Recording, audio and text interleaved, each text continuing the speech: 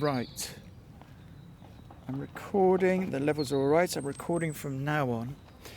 Jan, it's a beautiful spring day. The birds are singing. We are by the canal, and you have a paintbrush in your hand. Can you explain what you're doing? Hi, my name's Jen, and a few years ago I set up the Friends of Vincent Terrace Woods gardening group here to look after the wood and the gardens here by the Regent's Canal. And one of the things that we're doing slowly over the years is just trying to sort of restore some of these wonderful Victorian iron railings. You said you set up this group to look after the local area. So you are someone who cares about the area you live in. Very much, yes. Why was there a need for it in the beginning? Because one would assume that it's a council thing. That's what most people would go, well, it's the council. But I think, these days we need to think a little bit about the role of the council and how the council applies the funds it gets from central government for local people's needs. And as we have an ageing population, and as we're learning too a lot more mental health and children's needs in schools, the council's very stretched. And one of the things we suggested to Islington Council, who've been fantastically supportive over this project, is that if they kept the bins emptied, we would do the maintenance and we would plant. And that's what we've been doing for the last 10 years, working very closely with Islington Parks Department. We meet them regularly, and they give us plants and bulbs to plant, but just using local ideas, local labour, local initiatives. So it's very much a community-based project. Well, that's great. It's also interesting that you work hand in hand with the council and they're open to that. Very much so. Islington is great. Don't. No, it's a very forward-thinking, particularly at the moment in terms of climate change. They have a whole series of ideas and projects on the go, and our woods here are important because as we experience these much higher temperatures in the summer, the temperature down here in the woods, we have great seating down here. You might want to follow me down in a moment. It's really important for local people, for the kids. There's a sixth form college here as well, for local residents, because the temperature on average is 3 to 4 degrees at least lower than it is on the street. Oh wow, that is quite significant. That's quite a significant change. I mean, you read in news articles about the importance of trees in cities, but you, in your very local area, recognise that there's a distinct difference in how the trees actually make a difference just in your local area, rather than just keeping it on the sort of macro level. You understand the locality. That's right, and also our benches down by the canal are looking out onto the water, which in itself actually is very calming and cooling. And there's always just lots of activity. I mean, there are the standard moorhens and coots, we have swans, but we also have a resident cormorant, and that can be very exciting because the cormorant regularly has battles with the eels. So it fishes. Oh, really? It fishes for the eels. Interesting. The eels put up a wonderful fight, and on at least 2 occasions in the last 12 months, we've seen the eel fight back in mid-air, in the mouth and hanging from the mouth of the cormorant. And wriggling free, managing to drop back in? On the first occasion, it wriggled free. You can Yeah. see that actually, it has sustained some damage. But Yeah. the second time, the cormorant flew off with it, and it wasn't fighting. So unfortunately, I think it probably was curtains. Yeah, curtains for that eel. And that would be. Are we moving down to? Yeah. So we're going to walk down the stairs. So we're going to go through the gates that you've just painted. So you've painted them black, and you're putting an extra little bit of paint on. Some of the graffiti. A little bit of graffiti. What's your view of graffiti, Jan? Well, I'm old. I don't really understand it. I think there's a place for graffiti. I'm all in favour of people experimenting. But as we come down the steps, you'll see on the left-hand side here, we've got the entrance to the Islington Tunnel, which is one of the longest tunnels in the UK. Yep. And the portals, the stone walls facing and surrounding the tunnel are important. They're scheduled monuments and they are regularly graffitied. So look back and tell me what you think It's of the colours. it's it's colourful. It's colourful. It's colourful. I mean, it might not be to everyone's taste, but it adds a bit of brightness, perhaps in the winter months when everything's looking a bit dour. Yes, that's one interpretation. Would you prefer to see the brickwork I think there? so, and for us to be able to sort of grow plants and things up there, and I think let's give nature a chance.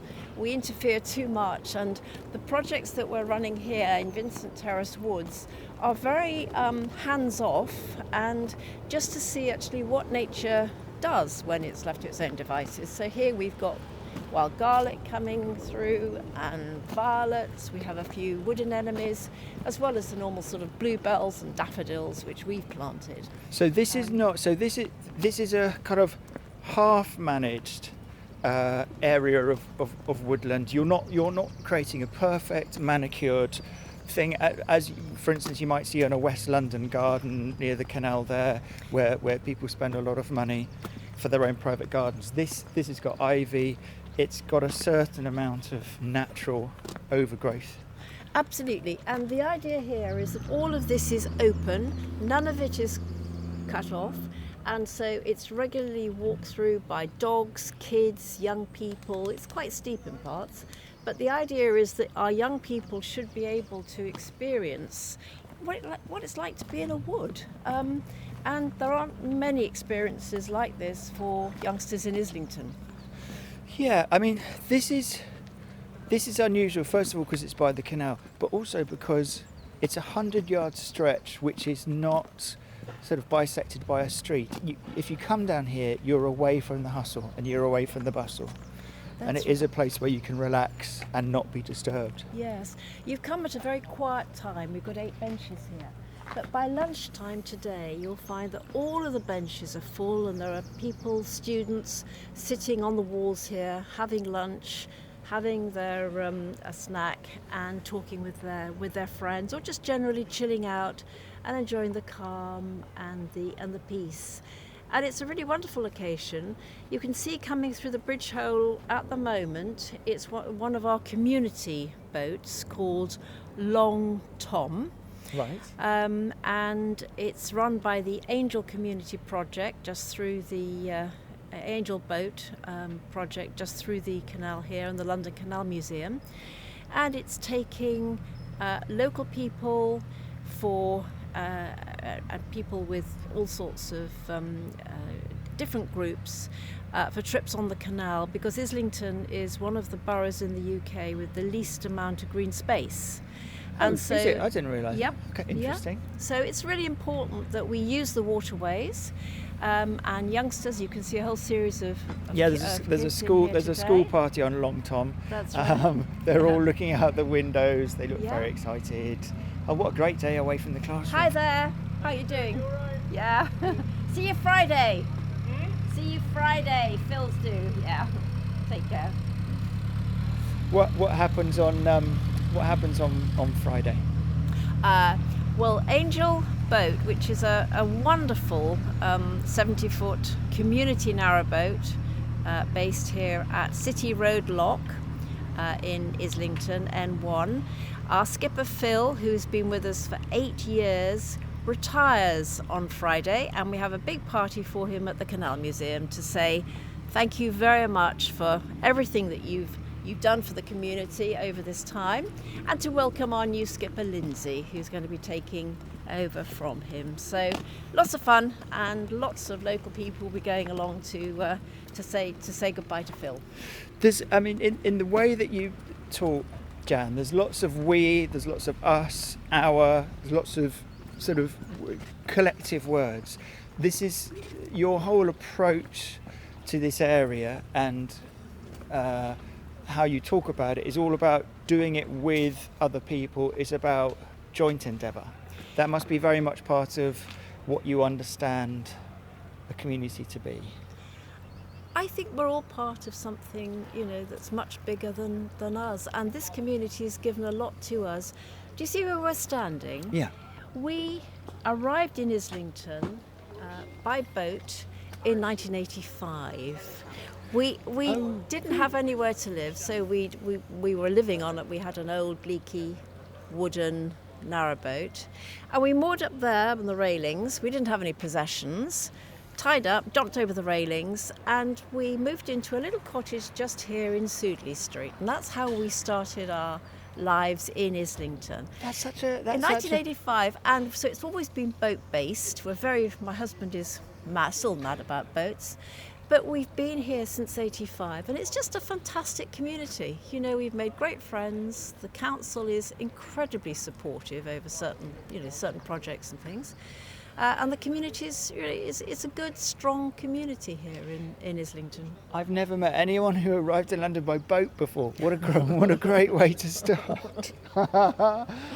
What brought your boat here in 1985? Where did you come from? Well, we had already bought this leaky boat. We were working in London, right, but we bought it up in the Midlands, and we tried to find some accommodation in Islington, and we were let down at the last minute. So we decided to bring the boat down, and we moored up at the back of King's Cross in a place which is now quite well known, called Battlebridge Basin. But in those days it was fairly rough. It wasn't an easy place to live, but it was quite exciting. So we lived there for 6 months until we could find somewhere more permanent, which we eventually managed to do. The difference between the canals now and the canals in the mid-80s, I've heard this from a number of people, that they weren't the kind of area to hang around. Many people didn't use the canal paths. Like you say, there was a rough side to them. Yeah. What have you seen change over the decades in terms of the canals? Because now it's very much a thoroughfare for people to walk and run and cycle. Obviously, looking back, one remembers the good things, which were it was almost like a hidden, rather secluded waterway through London. As you rightly say, few people used the canal. Local residents used it for fishing, but what we didn't have in Islington then were the very extensive and high-rise flats, and it certainly wasn't a place for jogging. There was a lot more dirt and detritus in the canal. And it really hadn't been found. I think that's the important thing. It was still a bit of a sort of hidden, neglected gem, and I love that aspect. Whereas now, on a Saturday, for example, it's pretty difficult walking on the canal towpath because it's so full of joggers on a Saturday wanting to stretch out. Do you think back to when you started here and how people start now, and do you think it is a different world? It is a different setup in terms of there were more opportunities then to move into a place cheaply in this area, for instance? Because I've cycled past here for years. I've always just assumed it's a very wealthy area of Islington, this little network of streets, and anyone who lives here is very well off. But you seem to allude to the fact that it wasn't always like this. Absolutely. So when we came in the 80s, we still had people in our street who had lived in some of the flats all their lives and had a right to reside there for life. And so it was only when they eventually passed away that the houses were then reconstituted as houses again, and sold off. So there's been a lot of gentrification. But the great thing about Islington is we have a lot of social housing, and so even though we're very close to Upper Street and some of the lovely terraces, we have a whole series of council estates and social housing, which is on the whole very well maintained by Islington. And what's interesting here in our gardens is we have a mix of people coming along here to enjoy the canal. So we have a lot of people that I recognise and talk to from the estates, including one lovely couple who've been coming now for 35 years, almost every Saturday morning. Oh my goodness, that's lovely. Yep, he looks like an old rocker. And they come and drink their takeaway coffees here. Nice. And listen to music, and it's just something that they've always done from their flat since the late 80s, early 90s. How have you, over the years, built your network of people here for your own personal life, you and your husband? Well, I'm not quite sure how to answer that, actually, because both my husband and I are lawyers, and he is a judge, and I worked in the city, and so we have obviously a lot of friends from that environment. But I think what we've always felt very strongly is that we're part of something a lot bigger, and we've been very fortunate through education that in the 50s and 60s, and that actually it's important to give back. And part of the reason that I certainly do this is I want people coming here to our woods by the canal to have a really pleasant and uplifting experience. So we keep it clean. The last couple of years we've had a project to paint the railings black so that they are much more in keeping with canal architecture.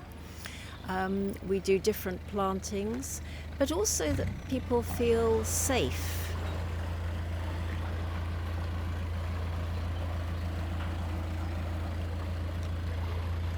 Now, when you were a lawyer, are you still a lawyer now? No, I'm too old. When you were lawyering, were you also able to put this kind of effort in, or is this something that you've been able to focus on since you stopped working? Absolutely, since retiring. Yeah, no, when one was at work, there was, and also when you had children, there was just no time to do anything else. Yeah. So it takes people with the time to be able to do this kind of thing. That's right, and in our group, there are relatively few of us who've got the time and are still working. It tends to be, unfortunately, mostly retired people, but that's fine. Yeah. Well, I mean, it's in terms of retirement, for some people it might be something that they relish, getting more involved with the community because they haven't got the busyness of their lives anymore. That's right. How did you find the transition from working to not working? That's a good question. What I decided to do, because I finished at the age of 62, was to have 6 weeks where I had no plans and I didn't do anything because my professional life was so full on that there really wasn't the opportunity with family as well to sort of do a great deal. So I thought I would just give myself a couple of months or so to find out really what I wanted to do. And that was really important, actually. It felt very strange, I must say, after being so busy for so long. I think some people find that transition a bit destabilising because, as you say, it's kind of an alien feeling. Did you feel uncomfortable, or were you quite comfortable at sitting and being with yourself for those few weeks thinking, what am I going to do? It felt very uncomfortable, but I really didn't do a great deal of sort of, sitting and thinking, because the great thing about being in London, central London, is there's so much opportunity to learn, to see, to investigate. And I've always been very interested in the theatre. Both my father and my mother-in-law were on the stage. My father was with the Welsh National Theatre many, many years ago. And I've always loved the theatre, and we would go. But obviously with retirement, one's able to go more frequently, but also to explore so many things that one has an interest in but never really had the time to explore. So art in particular, but also I am very interested and have always been in Italy and Italy's politics and Italy's history. And so I found that at UCL, University College London, there are continuing education courses for people like me. You don't have to do any exams, but you can follow some of the undergraduate and master's courses in archaeology. Oh, great! So you're basically able to exercise an interest, but in a kind of in a way that sort of drives you forward. It's not just reading books, but you're part of something that requires you to think a bit further, to challenge you a bit more. That's right. And so you can go and sit in seminars and tutorials of. I did it on the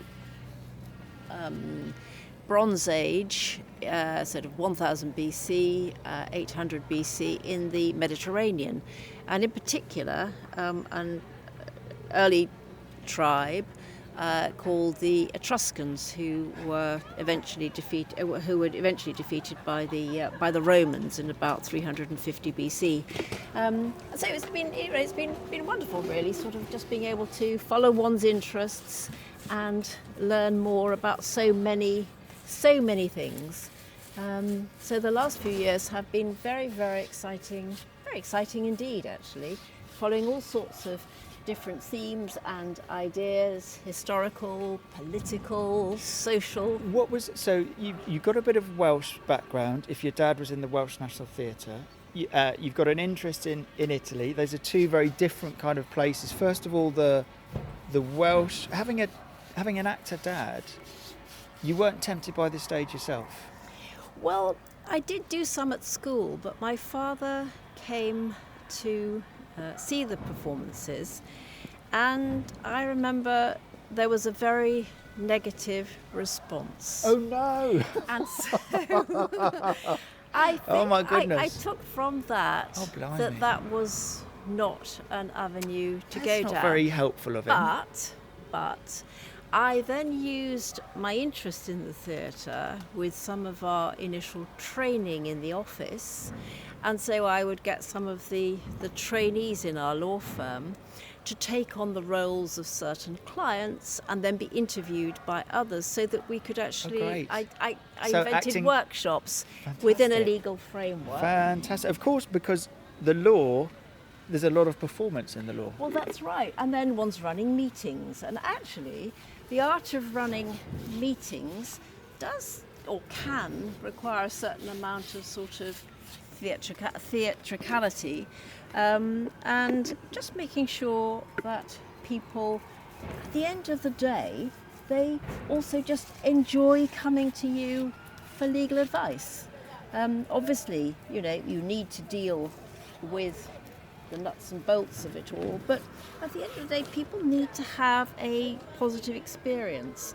And my field was death and taxes, both of which probably sound death and taxes. Pretty dreadful. Those are the two things that what's that famous saying about death and taxes? Yes, the two certainties in life. Yes, the two certainties in well, life, you were dealing with them. And I was dealing with them in a sort of more creative, way, but also to try to make this an experience that people really enjoyed, as far as you can enjoy that sort of thing, and see it in a positive light.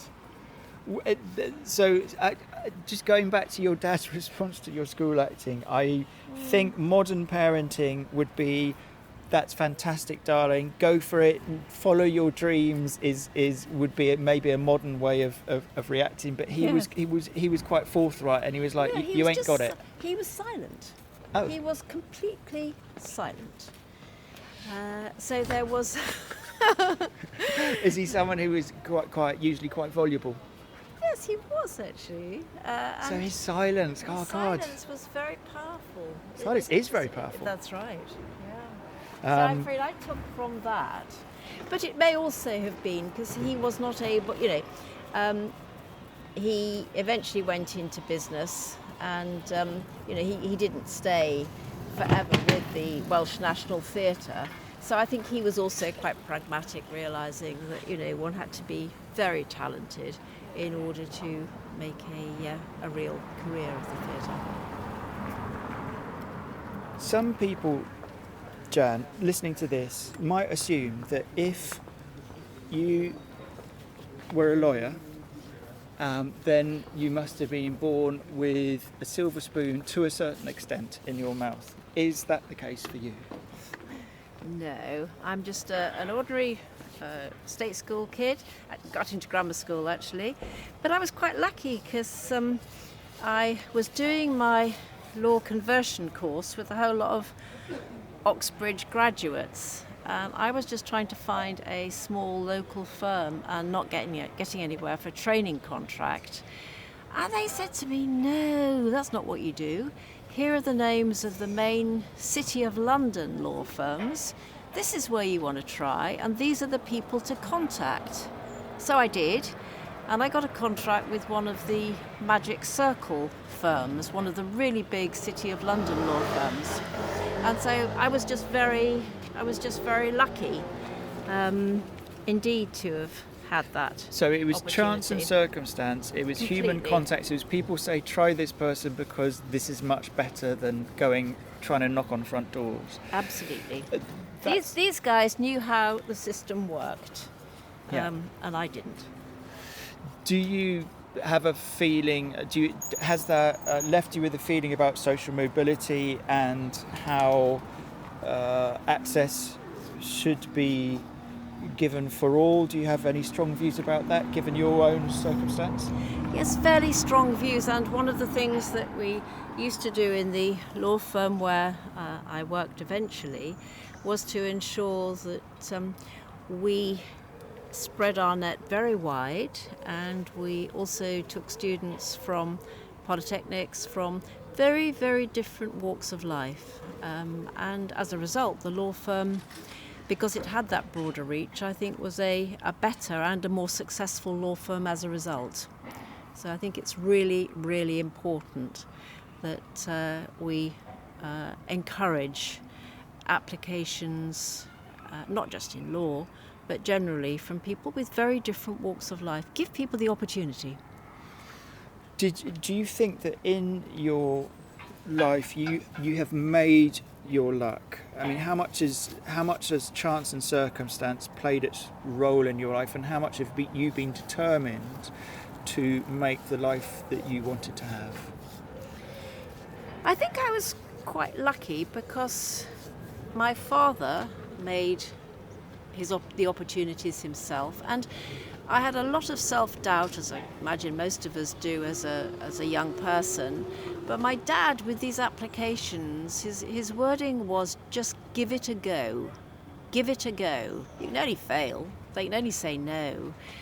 And I think that was really significant. I still say this to, young people these days, and I know it's more difficult with the number of applications that people are having to make, but, think about specifically what's important to you about a particular career or an opportunity. Think about it hard.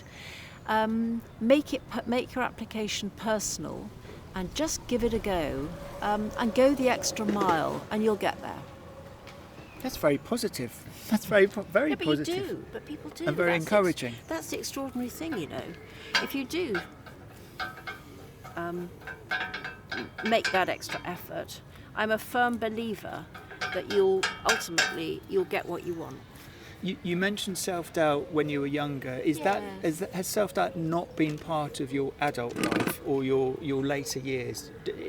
Has that ever returned, or has that? Oh yes, when you in those in the 80s, I had my first child in 1989 and then 1991, and we were the first women in our law firm to carry on as partners and have children, and that was really tricky, actually, trying to sort of do both successfully, and one's riddled with self-doubt. But looking back, it was absolutely worth it, And the important thing is, I think we need a certain amount of self-doubt actually to motivate us and to try new things and to go take the extra steps that one needs to do. So you almost turn self-doubt to a positive feeling, and not one to be afraid of, not one to shy away from or move away from. I think we need the fear, but with the fear you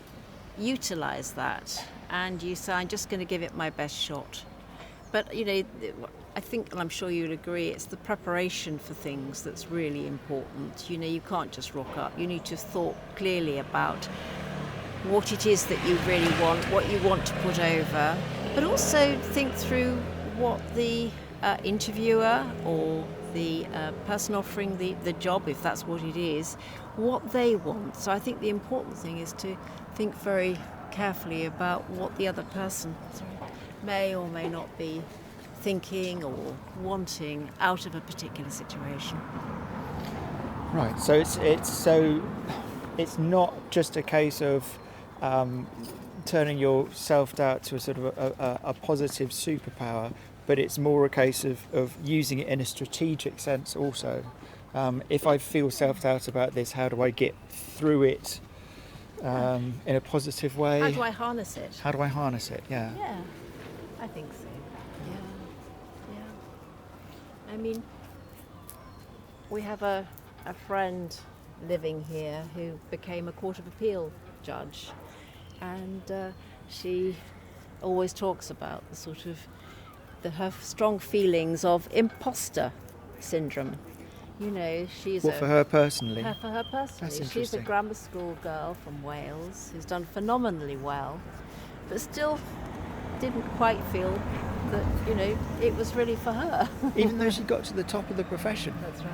And was one of the big cheeses. That's right. How interesting. So it doesn't necessarily go as you get older and wiser and more successful in life. You learn to live with it and to use it, I think, really, don't you?